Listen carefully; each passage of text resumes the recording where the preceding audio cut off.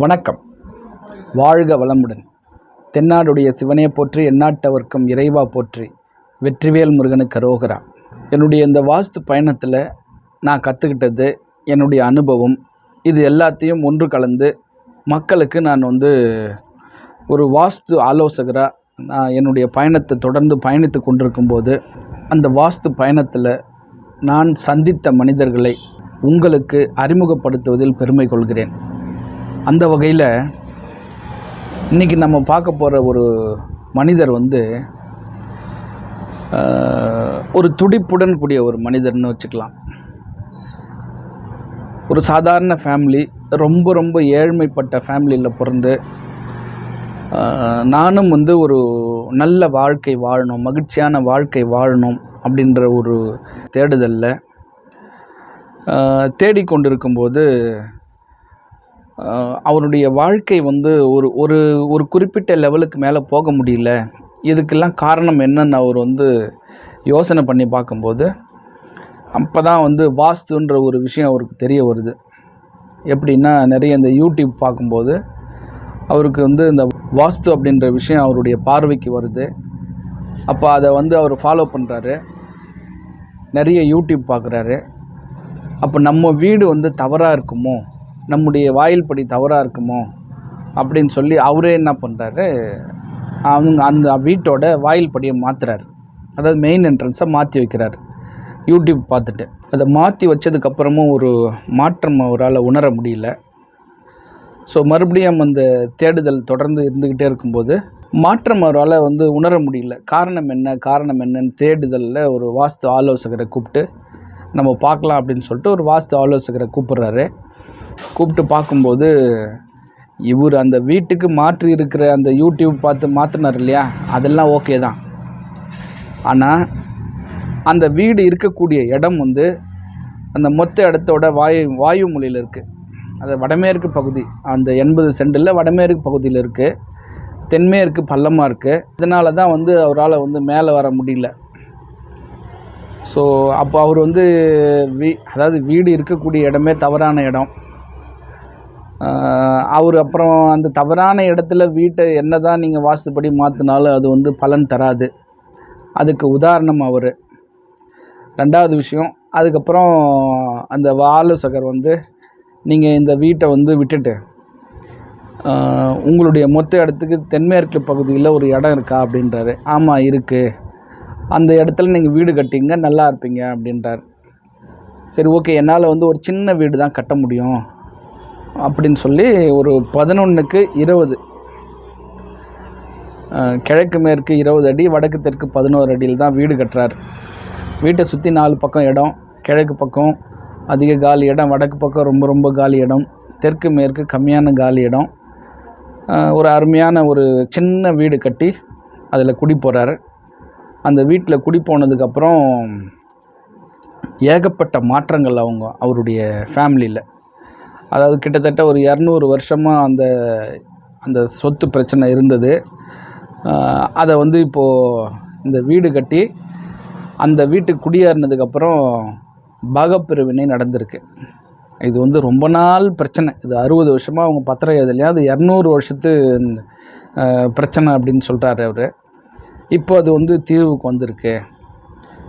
இப்போ அவங்க அண்ணன் தம்பி, அவங்க சித்தப்பா எல்லாருக்குமே பிரித்து அழகாக பாகப்பிரிவினை பண்ணிக்கிட்டாங்க. ரெண்டாவது, இவர் ஒரு தொழில் பார்த்துட்ருக்கார்.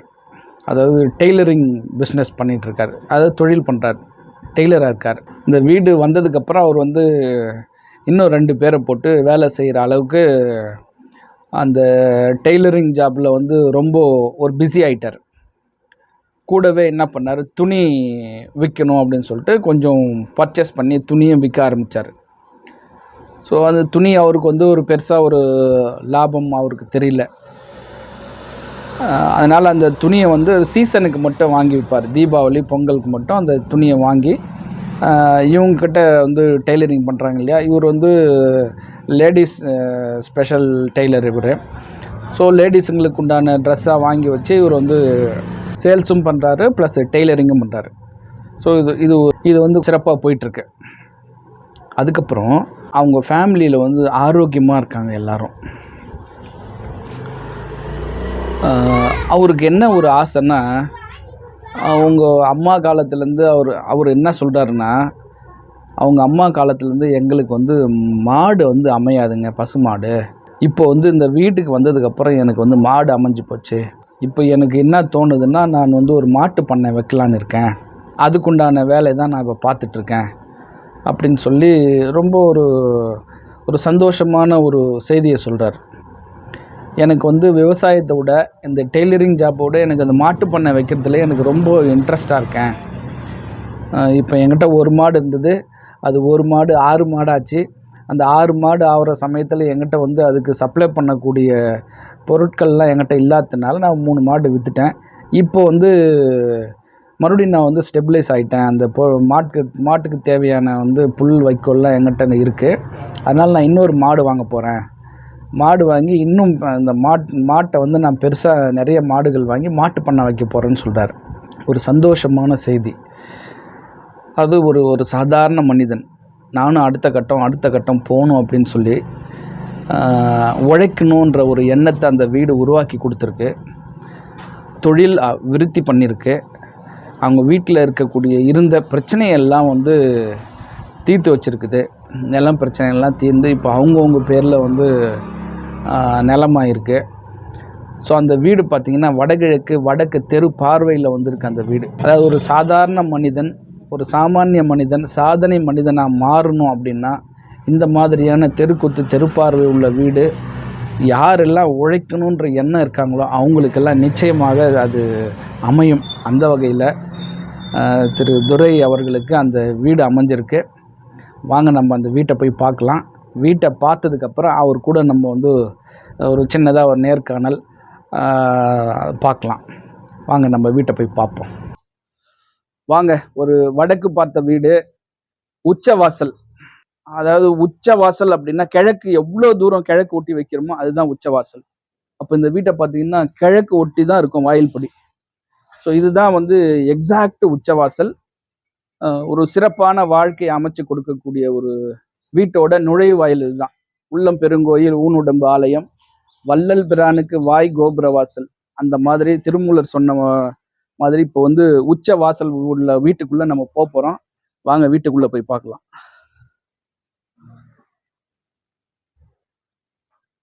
சிறுக கட்டி பெருக வாழ்ன்னு சொல்லுவாங்க. இங்க பாருங்க, இந்த வீடு வந்து ரொம்ப ரொம்ப சின்ன வீடு. இப்போ என்ட்ரன்ஸ்ல இருந்து உள்ள வந்த உடனே கிச்சன் தான். கிச்சன் வந்து என்ன அழகா இருக்கு பாருங்க. கிச்சனோட உச்சப்பகுதியில் ஒரு ஜன்னல் அமைப்பு, 2 பக்கமும் ஜன்னல் இருக்கு பாருங்க கிச்சன்ல. அதாவது தென்கிழக்கு பகுதி, இந்த வீட்டோட தென்கிழக்கு பகுதியில சமையலறை.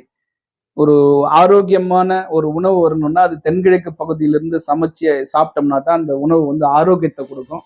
அந்த வகையில தென்கிழக்கு கிச்சன் இது. இந்த வீட்டோட வடகிழக்கு பகுதியில வடக்கும் கிழக்கும் ஜன்னல் பாருங்க. 2 பக்கம் ஜன்னல் இருக்கும். வடகிழக்கு கிழக்கு, வடகிழக்கு வடக்கு. இந்த வீடு வந்து ஒரு டெய்லர் வீடுன்றதுனால அவர் வந்து அழகா அந்த துணியிலேயே வந்து ஸ்கிரீன்லாம் தச்சு போட்டிருக்காரு. ரொம்ப அழகா இருக்கு. இந்த பூஜா ரூம் பாருங்க. மெயினா இந்த வீட்டுல கிச்சனுக்குள்ள வந்த உடனே சின்னதா அந்த செவத்துல வந்து அவங்க பூஜை அறை வச்சிருக்கிறாங்க. பட் இவங்களுக்கு வந்து சாமி கும்பிடுறதுக்கெல்லாம் நேரமே இல்லை. அவ்வளோ உழைப்பு. அவர் வந்து ஆள் வச்சு வேலை வாங்கறதுனால டெய்லரிங் ஜாப்புக்கு போயிடுறாரு. அவங்க ஒய்ஃப் வந்து கொஞ்சம் மாடுலாம் வச்சு அவங்க அந்த மாட்டை பார்க்கறதுனால சாமி கும்பிட்றதுக்கு அவங்களுக்கு நேரமே கிடையாது. வாங்க நம்ம பெட்ரூம் போய் பார்க்கலாம். ஹாய். பெட்ரூம் இதுதான். இந்த வீட்டுக்கு 2 அறை தான். ஒன்று சமையலறை, பெட்ரூமு, ஹாலு எல்லாமே இதுதான். இது வந்து தென்மேற்கு பகுதி. அழகா பீரோ வந்து வடக்கு திசை பார்த்து வச்சிருக்காங்க தென்மேற்கு மூலையில. ஒரு சின்ன வீடு, அற்புதமான வீடு. இந்த வீட்டுக்கு 2 பக்கம் ஜன்னல் இருக்கு பாருங்க. ஒரு கிராஸ் வென்டிலேஷன் ரொம்ப ரொம்ப முக்கியம். ஒரு வீட்டுக்கு வந்து ஒரு அறைக்கு வந்து வென்டிலேஷன் வந்து ரொம்ப முக்கியம். அதுவும் கிராஸ் வென்டிலேஷன். ஒரு பக்கம் காத்து உள்ளார வரணும், ஒரு பக்கம் காத்து வெளியில போகணும். அந்த வகையில 2 பக்கம் இந்த அறைக்கு வந்து ஜன்னல் இருக்கு. ரொம்ப ரொம்ப ஒரு சின்ன வீடு. ஒரு அழகான, எப்படி நம்ம அந்த தூக்கணாங்குருவி கூடு கட்டுமோ அதே மாதிரி அழகா சின்னதா கட்டியிருக்காப்ல. கட்டி நிறைவான ஒரு வாழ்க்கை. சிறுக கட்டி பெருக வாழ்ன்னு சொல்ற ஒரு பழமொழி ஏத்த மாதிரி இவர் வந்து ஒரு அற்புதமான சின்ன வீடு கட்டி ஒரு நிறைவான வாழ்க்கையை வாழ்ந்து கொண்டிருக்கிறார். இது போலதான் எல்லாருமே வந்து நான் ஒரு பெரிய வீடு கட்டி பிரம்மாண்டமான வாழ்க்கை வாழணும் அப்படின்னு நினைக்கிறத விட சின்ன வீடு கட்டி அழகான சந்தோஷமான மகிழ்ச்சியான வாழ்க்கை வாழணும்னா நீங்க வந்து ஒரு சின்ன வீடா கட்டி வாழுங்க. நிச்சயமான மகிழ்ச்சியை கொடுக்கும் அந்த வீடு. வீடு பார்த்தாச்சு. ஒரு அருமையான ஒரு சின்ன வீடு. அதாவது சிறுக கட்டி பெருக வாழ், எலி வலையானாலும் தனி வலை வேண்டும் அப்படின்றது போல் அவர் வந்து ஒரு சின்ன வீடு அவர் வசதிக்கு தகுந்த மாதிரி அழகாக கட்டிக்கிட்டார். 11 அடி அகலம், 20 அடி நீளத்தில் சின்ன வீடு. ஒரு தூக்கணாங்குருவி எப்படி வீடு கட்டியிருக்கோ அந்த மாதிரி அருமையாக கட்டியிருக்காரு. அந்த இது வடக்கு பார்த்த வீடு, கிழக்கு ஒட்டி உச்சவாசல் வச்சு கொடுத்துருக்கு. அந்த வாசலில் உள்ளே போன உடனே கிச்சன், நல்ல ஒரு அருமையான கிச்சன். வடகிழக்கு வடக்கு 2 பக்கமும் ஒரு ஜன்னல் அமைப்பு. அதே மாதிரி அந்த கிச்சன் பக்கத்தில் வந்து தென்கிழக்கு தெற்கு, தென்கிழக்கு கிழக்கு ஒரு அருமையான 2 ஓப்பன் இருக்குது. அப்படியே பார்த்திங்கன்னா அந்த கிச்சன்லேயே வந்து வடமேற்கு சார்ந்து பூஜை அறை பார்த்துருப்பீங்க. அந்த வீட்டில் வந்து அவங்களுக்கு சாமி கும்பிட்றதுக்கு நேரம் இல்லை. ஸோ அதனால் அப்படி தான் இருக்கும் அந்த பூஜை அறை. அப்படியே நீங்கள் உள்ளே பார்த்துருப்பீங்க ஒரு பெட்ரூம், ஒரு அருமையான பெட்ரூம் இருக்குது. ஸோ ஒரு ப்ளசண்ட்டான லைஃப் அந்த வீட்டுக்கு வந்ததுக்கப்புறம் அவர் வாழுறார். வாங்க அவர் என்ன சொல்கிறாருன்னு கேட்போம். அதாவது ஒரு சாதாரண மனிதனை சாதனை மனிதனாக மாற்றக்கூடிய வாஸ்து உண்மை என்று நம்பிக்கொண்டிருக்கக்கூடிய என்னுடைய ஆர்வீர் நண்பர் சகோதரர் திரு துரை அவர்களை இன்னைக்கு வந்து மீட் பண்ண போகிறோம். அவர் வந்து வாஸ்துப்படி வீட்டை மாற்றினதுக்கு அப்புறம் அவருக்கு என்னென்னலாம் வாழ்க்கையில மாற்றம் நிகழ்ந்திருக்குது அப்படின்றத நம்ம அவர்கிட்ட நேராகவே கேட்டு தெரிஞ்சுக்கலாம். வணக்கம். நீங்க வந்து முதல்ல வாஸ்து எப்படி கத்துக்கிட்டீங்க? வாஸ்துன்றது நான் ஃபஸ்ட்டு யூடியூப்ல தான் பார்த்தேன். யூடியூப்ல பார்த்து அதுக்கப்புறம் தான் வாஸ்துன்றது இருக்குதுன்றது எனக்கு தெரியும். அதுக்கப்புறம் தான் உங்கள் வாஸ்து நான் பார்த்தேன், உங்கள் வீடியோலாம் பார்த்துட்டு. ஓகே. அதுக்கப்புறம் நானே அதை பற்றி எங்கள் வீட்டை கொஞ்சம் சின்னதாக ஆல்ட்ரு பண்ணேன். பழைய ஆல்ட்ரு பண்ணுங்க. அதாவது யூடியூப்பை பார்த்து நீங்களா எந்த வீட்டை ஆல்ட்ரு பண்ணீங்க? நானே செஞ்சேன். அந்த வீடு கட்டி எவ்வளோ நாளாக இருக்கு? ஒரு 8 வருஷம் ஆகும் அந்த வீடு கட்டி. 8 வருஷம் ஆயிருக்கு. அந்த 8 வருஷத்துல உங்களுடைய வாழ்க்கை எப்படி இருந்தது? வாழ்க்கை பயணம் நார்மலாக இருக்கும் போல இருந்தது. ஆனால் கொஞ்சம் சின்ன சின்ன ஒரு பிரச்சனைகள் இருந்தது மாதிரி இருந்தது. ஓகே. அது வாஸ்து காரணமாக இருக்கும் அப்படின்னு நான் நம்பி அதுக்கப்புறம் நானும் அதை சரி பண்ணேன். ஆனால் எனக்கு அதை சரி பண்ண முடியல, எனக்கு தெரியல அந்த அளவுக்கு. அதுக்கப்புறம் வாஸ்துக்கான நபரை பார்த்து தான் சரி பண்ணணும் தான். அதுக்கப்புறம் நான் உங்கள் வீடியோ பார்த்து உங்களை கூட்டின்னு வந்து நான் ஒரு புதுசாக ஒன்று கட்டிட்டேன். புதுசாக கட்டிட்டீங்க. புதுசாக கட்டி இந்த வீடு கட்டி எவ்வளோ நாள் ஆயிருக்கும்? 2 வருஷம் ஆயிடுச்சு. 2 வருஷம் ஆயிடுச்சு. இந்த 2 வருஷத்துக்கு இந்த வீடு கட்டி முடிஞ்சதுக்கப்புறம் நீங்கள் வந்து அந்த பழைய வீட்டில் இருந்ததுக்கும் புதிய வீட்டில் இருக்கிறதுக்கும் என்ன ஃபீல் பண்ணுறீங்க? இங்கே நல்லா இருக்கு, ஆரோக்கியமாக இருக்கும். ஆரோக்கியமாக இருக்கும். அப்புறம் அங்கே இருக்கும்போது ஒரு சில மன அழுத்தம்லாம் இருந்த மாதிரி இருந்தது. இங்கே அதெல்லாம் இல்லை, ஏதோ ஃப்ரீயாக இருக்கிற மாதிரி தான் இருக்கு. ஆரோக்கியமாக இருக்கீங்க, மன அழுத்தம் இல்லாமல் ஃப்ரீயாக இருக்கு. வேற நீங்கள் என்ன ஃபீல் பண்ணுறீங்க? இந்த தொழிலெலாம் எப்படி போகுது? தொழில் நல்லா இருக்கு. நீங்கள் வந்து ஒரு டெய்லரிங் ஜாப் பண்ணுறீங்க இல்லையா? லேடிஸ் டெய்லரா நீங்கள் ஜென்ட்ஸ் டெய்லரா? Ladies Taylor. எப்படி போகுது அந்த தொழில்? சூப்பராக இருக்குது, நல்லா சிறப்பாக நல்லா நடக்குது. இந்த வீட்டுக்கு வந்ததுக்கப்புறம் உங்களுடைய தொழில் வளர்ச்சி நல்லா இருக்கு.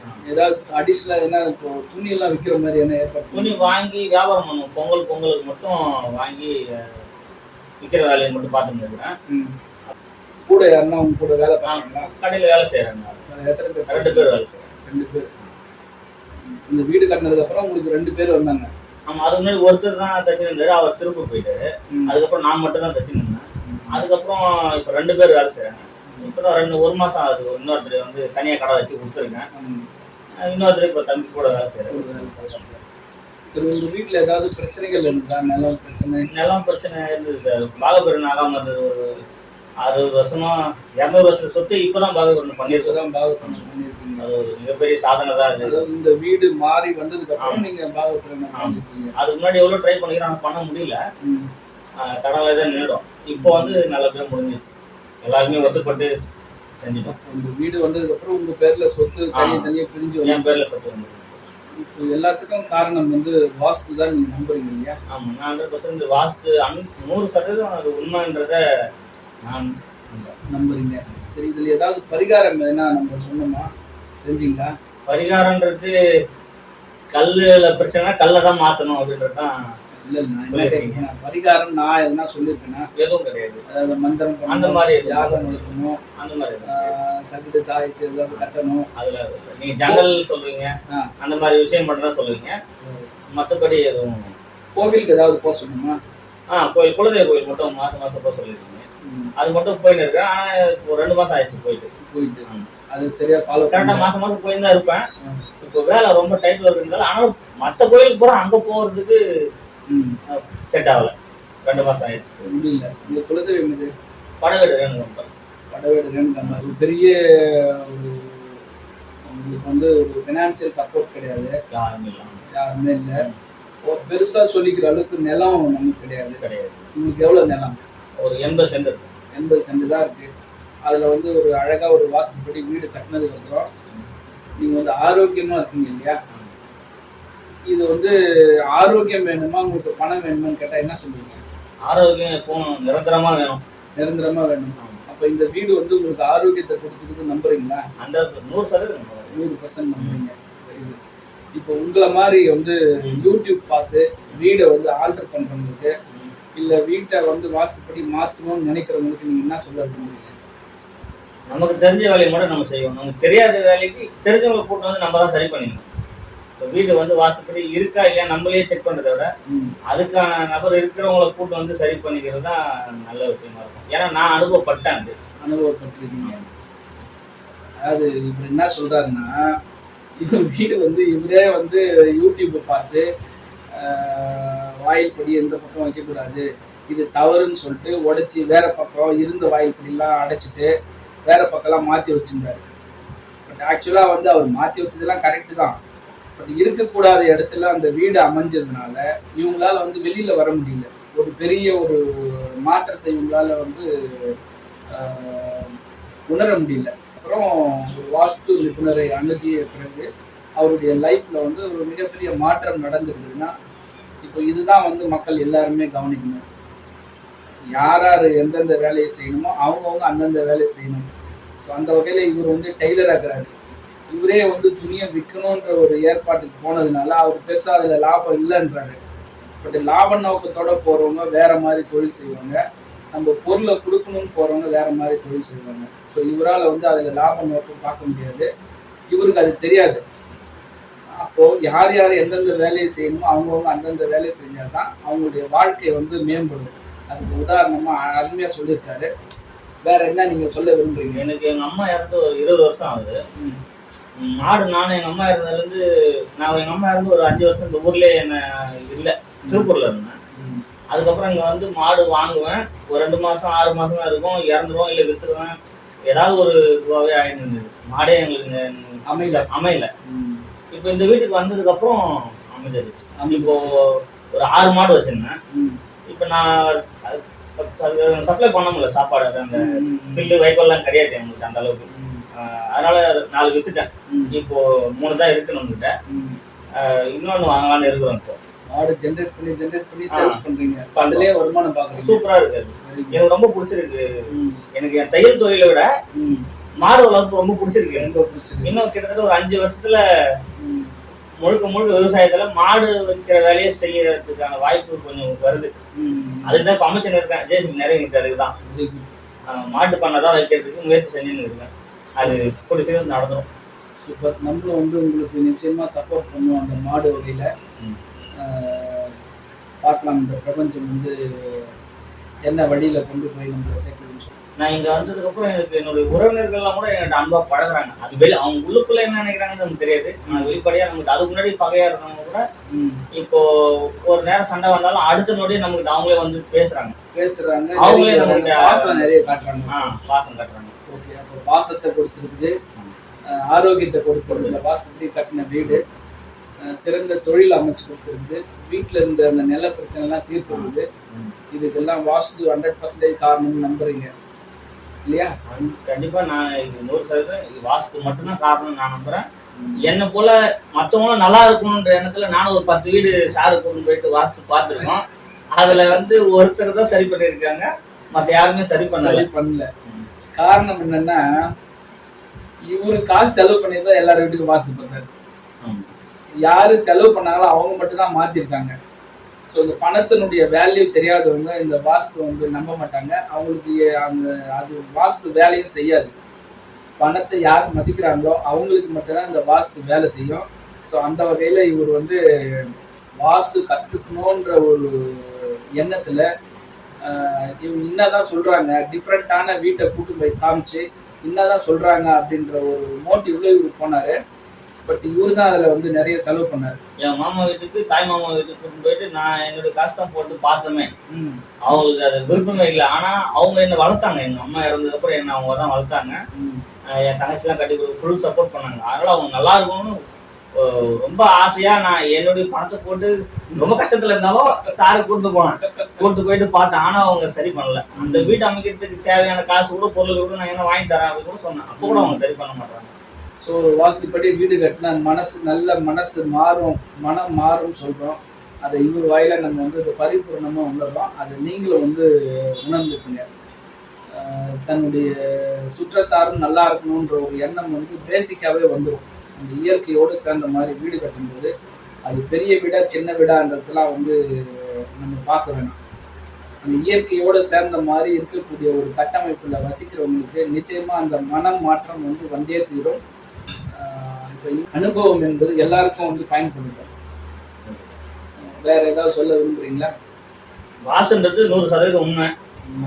மற்றவங்களும் இதை நம்பணும். அதாவது நம்பணும்னா யாரும் வந்து நல்லா இருக்கணும் தான் நம்ம சொல்றோம். இது எவ்வளவு காத்தோட்டமா இத்தனை ஜன்னல் வச்சிருக்கோம். அந்த வீட்டுல பாத்தீங்கன்னா 2 ஜன்னல் தான் இருக்கும், ஜன்னல் அதிகம் வைக்கல. அது வீட்டுக்குள்ள வெளிச்சமே வராது. அந்த வீட்டுல ஃபுல்லா இருட்டாவே தான் இருக்கும் அந்த வீடே.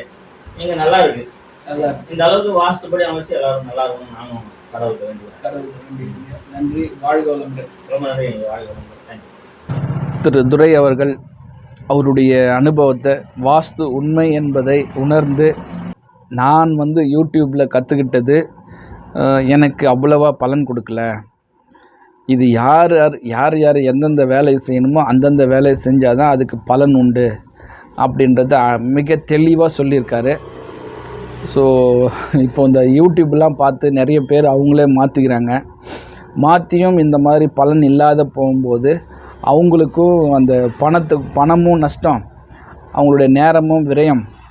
ஸோ இதெல்லாம் இல்லாமல் எப்படி துரை வந்து ஸ்மார்ட்டாக திங்க் பண்ணி யாராவது ஒரு வாஸ்து நிபுணரை அழைத்து நம்ம வீட்டை காட்டுவோம், நம்மளும் வந்து அடுத்த கட்டம் ட்ராவல் பண்ணணும் அப்படின்ற எண்ணத்தில் அவர் வந்து ஒரு வாஸ்து ஆலோசகரை வந்து அணுகிய பிறகு அவருடைய வாழ்க்கையில் மிகப்பெரிய ஒரு மாற்றம் நடந்திருக்கு. ஒரு தொழிலதிபராக உருவாகி கொண்டிருக்கிறார். ஸோ நீங்களும் அந்த மாதிரி ஒரு தொழிலதிபராக உருவாகணும்னா உங்கள் வீட்டை நீங்களே வந்து யூடியூப் பாருங்கள். யூடியூப் பார்த்தாலும் எப்படி வந்து ஒரு ஆசிரியர்கள் வந்து என்னதான் நம்ம தாய் தந்தை ஆசிரியராக இருந்தாலும் தங்களுடைய குழந்தை வேறு ஒரு ஆசிரியர்கிட்ட அனுப்பி தான் வந்து படிக்க வைப்பாங்க. ஸோ அதுபோல் நீங்கள் யூடியூப் பாருங்கள், கற்றுக்குங்க.